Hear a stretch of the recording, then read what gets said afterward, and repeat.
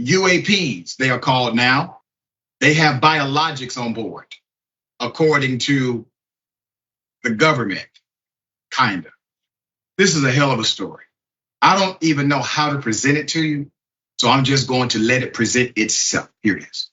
Mr. Grush, finally, do you believe that our government is in possession of UAPs? Absolutely, based on interviewing over 40 witnesses over 4 years.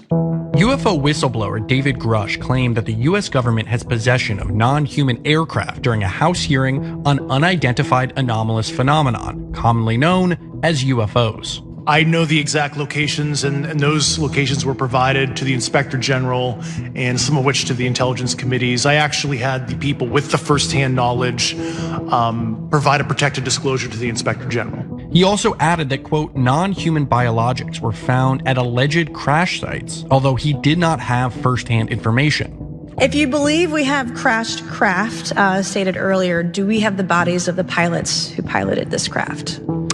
As I've stated publicly already in my News Nation interview, biologics came with some of these recoveries, yeah. Were they, I guess, human or non-human biologics?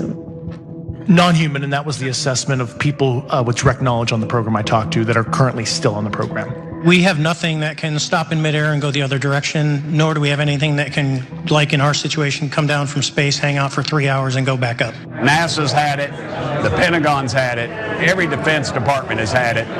Turn loose the files. Let's get to the bottom of it. This is just the start.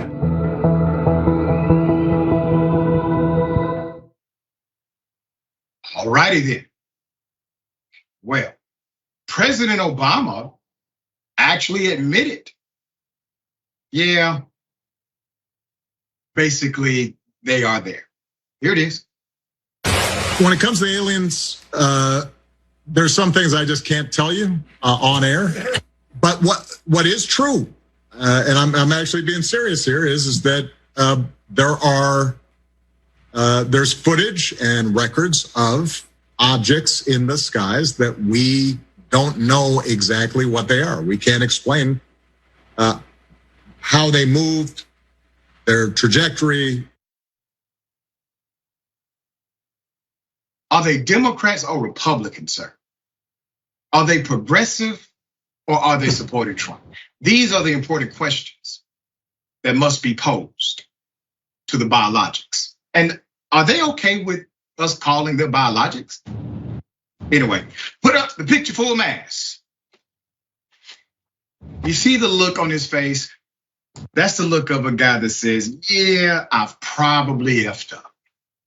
But he has quite the history.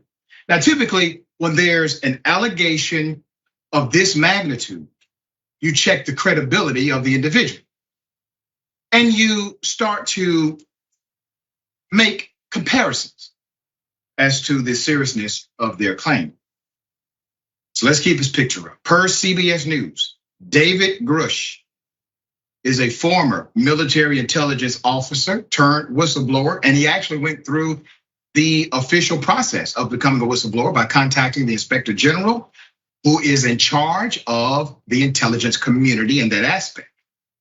He told House lawmakers that Congress is being kept in the dark about unidentified anomalous phenomena, which is the new name now for UFOs, alleging at a hearing that the executive branch agencies have withheld information about the mysterious objects for years. So let me give you more background about Grush.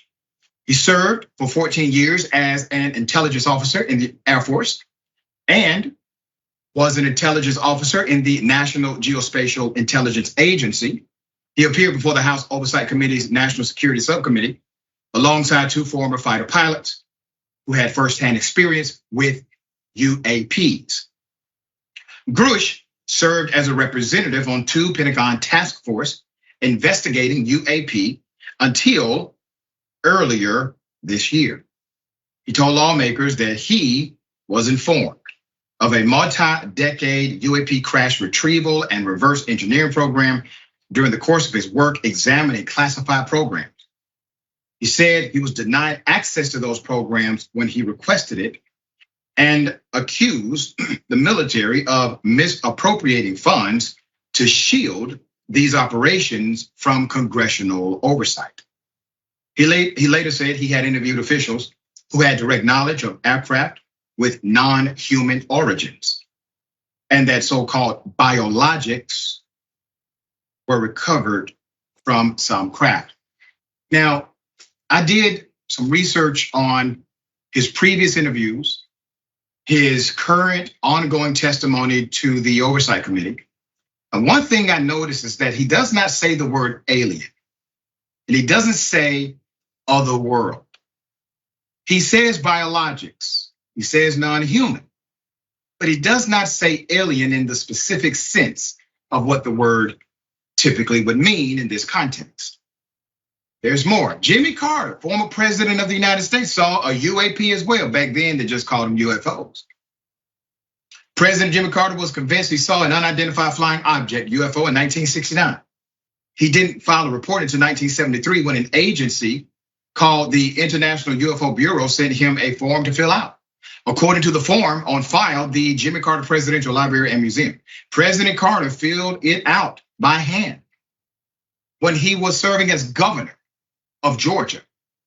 A second agency, the National Investigations Committee on Aerial Phenomena, had a similar form with typed responses dated the same as the one filled out by President Carter on September 18, 1973. Wow. All right, Jackson, are we alone, sir? Or not? I think there's a lot to unpack here. I personally don't think that life is unique to this planet. Just because the fact that life exists here means that life exists. And the more that we learn about the vastness of the universe and the complexities of it, the more it just seems likely that there's some kind of other life forms out here, especially like single-celled, simple life forms at least. But again, I think the odds of there not being additional life in the universe is very slim. However, then the question of them coming here is another issue entirely, because it's like the secret is almost out, but it never quite gets out. You know what I mean? Like, this isn't new. People have been coming forth for decades talking about governments, whether it's the US government or some type of government overseas, having access to alien technology or having evidence, but that evidence is never shown. And it's kind of implausible, in my opinion, to believe that the government of any kind of government made up of very flawed human beings would somehow be able to keep something so unbelievably spectacular a secret for so long. I mean, they can't keep secrets worth a damn. You know what I'm saying? Anytime anything's going on, we probably figure out about it. Even before the internet, you know what I'm saying? Secrets get exposed because that's just how human beings operate. We're not robots. But I mean, until somebody actually shows some real hard evidence and they're like really examining it, I just don't. Why is this being kept a secret? It doesn't make sense that this would be a secret. So yeah, I got to see it to believe it, but I do think that life exists elsewhere for sure.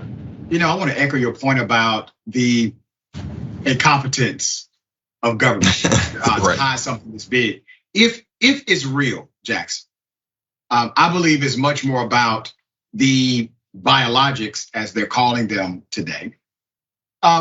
This is about them not wanting to be exposed. Much more than about governments being able to successfully cover this up for so long. Right. All right. So anyway, we'll bring you updates as they come. Guaranteed to come. And promise you, I invite any biologic to the bullpen at any time. All right.